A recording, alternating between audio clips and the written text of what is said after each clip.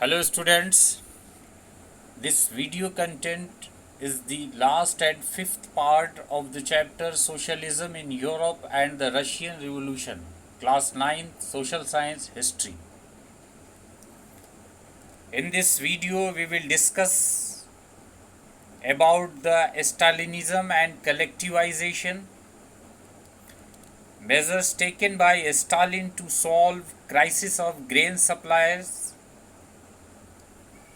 collectivization program initiated by Stalin, consequences of collectivization, criticism of Stalin's policy, and finally, impact of the Russian Revolution. After the death of Lenin, Stalin headed the party and became the head of the Soviet Russia. During the quarter of a century preceding his death in 1953, Stalin probably exercised greater political power than any other figure in world history. Stalin industrialized the Soviet Russia, forcibly collectivized its agriculture, consolidated his position by intensive police terror, but he destroyed individual freedom and failed to promote individual prosperity.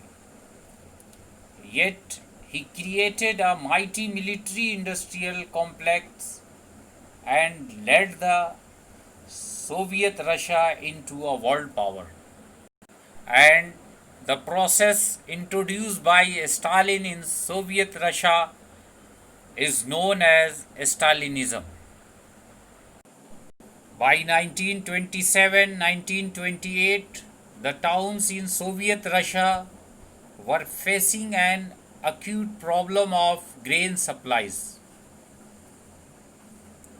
The government fixed prices at which grain must be sold, but the peasants refused to sell their grain to government buyers at these prices. Stalin, who headed the party after the death of Lenin, introduced farm emergency measures. Stalin believed that rich peasants and traders in the countryside were holding stocks in the hope of higher prices. Now we will discuss what measures were taken by Stalin to solve crisis of grain supplies. In 1928, party members toured the grain producing areas, supervising enforced grain collections and raiding kulaks. Kulaks means rich and prosperous farmers of Russia. As shortages continued, the decision was taken to collectivize farm. What was collectivization? The collectivization program was started by Stalin. Under this program, small land holdings of many peasants into one collective large farm. All collectivized large farms were cultivated by the farmers with the help of tools pooled together.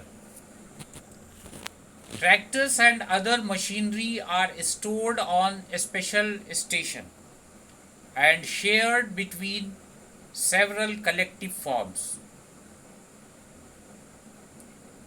And the profits of the farms were shared among the cultivators.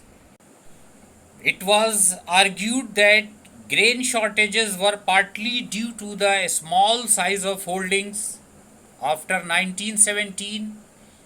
As you know, Lenin distributed the land to the farmers, to the peasants, The land had been given over to the peasants in 1917 after the October Revolution. These small sized peasant farms could not be modernized. To develop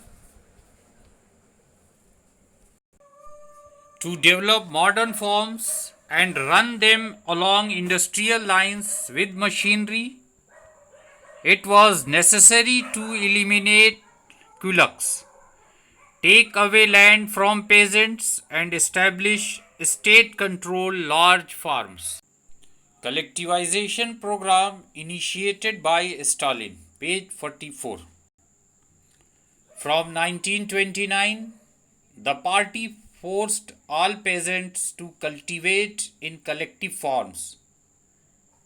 That was known as kolkhoz. The bulk of land and implements were transferred to the ownership of collective farms. Peasants worked on the land and the kolkhoz profit was shared. Enraged peasants resisted the authorities and destroyed their animals. Between 1929 and 1931, the number of cattle fell by one third. Now, consequences of collectivization. Those who resisted collectivization were severely punished. Many were deported and exiled. As they resisted collectivization, peasants argued that they were not rich and they were not against socialism. They merely did not want to work in collective farms for a variety of reasons.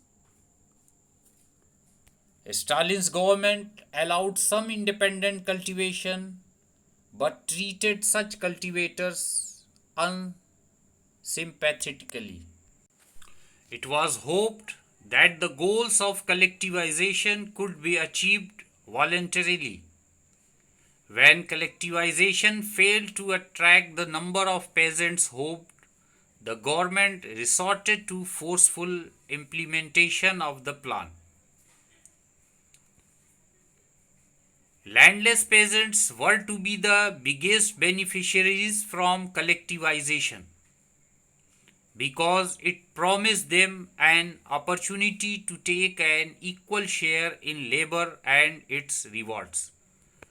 But here one thing is also important to keep in mind, that landless peasants were very small in numbers because after the October Revolution, Lenin distributed the land to all.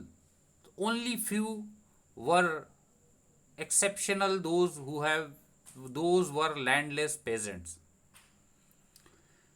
But for those with property, however, collectivization meant giving it up to the collective farms and selling most of the food that they produced to the state at low prices set by the state itself. So they were opposed to the idea. Furthermore, collectivization involved significant changes in the traditional village life of Russian peasants within a very short time frame. Now, criticism of Stalin's policy. In spite of collectivization, production did not increase immediately. In fact, the bad harvest of 1930 to 1933 led to one of the most devastating famines in Soviet history, when over 4 million died. Many within the party criticized the confusion in industrial production under the planned economy and the consequences of collectivization. Stalin and his sympathizers charged these critics with conspiracy against socialism. Accusations were made throughout the country, and by 1939, over 2 million were in prisons or labor camps. Most were innocent of the crimes, but no one spoke for them. A large number were forced to make false confessions under torture and were executed. Several among them were talented professionals. Now, the global influences of the Russian Revolution and the USSR. Global impact, page 46. The possibility of a workers' state fired people's imagination across the world. It means promotion of socialism and communism is one of the most important impact of the Russian Revolution on the world. The Russian Revolution helped in the spread of socialism and communism in the world. The communist parties were formed in most countries of the world. Communist governments were established in many countries like Poland, East Germany, Czechoslovakia, Bulgaria, and China. Rise of nationalism is also important impact of Russian Revolution. Russian Revolution revolutionized the minds of the people of Asia and Africa who were being exploited by their imperialist masters. The revolution contributed greatly in weakening the policy of imperialism. Many non-Russians from outside the USSR participated in the Conference of the Peoples of the East, and the Bolshevik founded Comintern, means an international union of pro-Bolshevik socialist parties. Some received education in the USSR's Communist University of the Workers of the East. And by the time of the outbreak of the Second World War, the USSR had given socialism a global face and world stature. Rights of workers. It means he that does not work, neither shall he eat, gained wide acceptance, adding a new dignity to labor. It united the workers of the world on the basis of equality.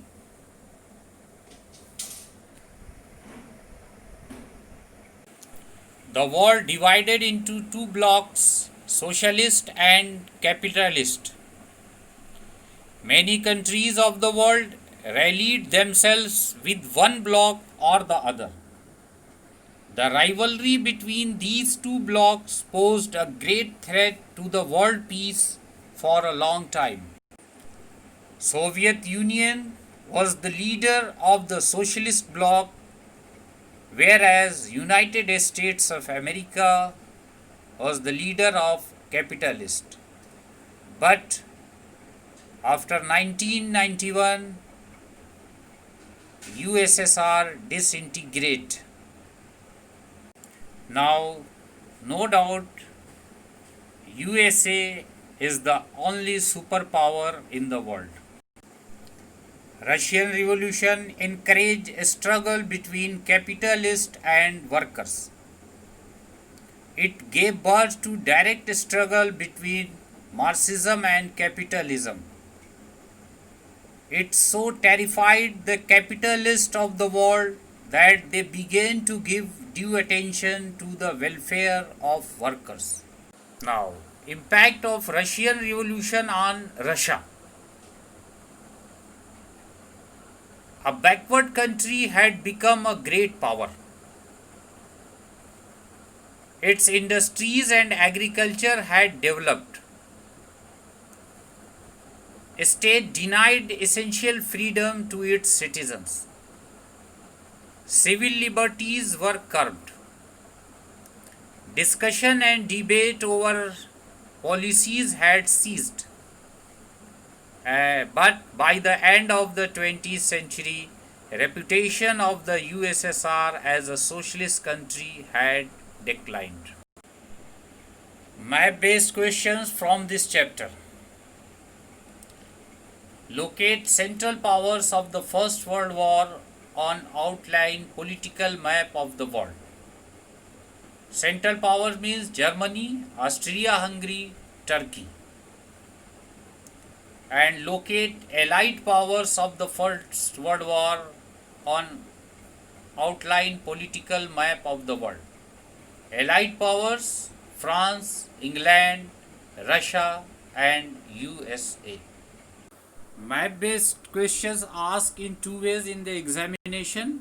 Number one, locate any one central power and allied power. Number two, directly country's name is given, so it is recommended you must memorize the central powers and allied powers. Thank you very much.